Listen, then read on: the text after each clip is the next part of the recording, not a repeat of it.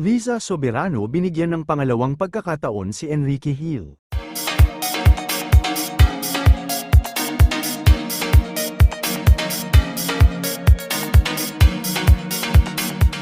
Binigyan umano ni Liza Soberano ng pangalawang pagkakataon si Enrique Hill matapos ang serye ng pag-uusap ng dalawa.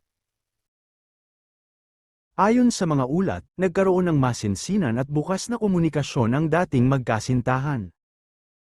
Sinabi ng mga malalapit sa kanila na pinili ni Liza na pakinggan ang pagbabago at pagsisikap ni Enrique.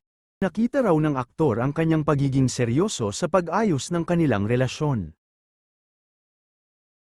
Ayon pa sa source, naging mahalaga kay Liza ang katapatan at pagsisisi na ipinakita ni Enrique.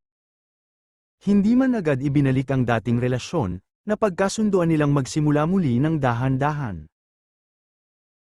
Mas pinili umano ng dalawa na ilayo muna sa mata ng publiko ang kanilang muling paglapit. Nanatili ring pribado ang detalye ng kanilang napag-usapan.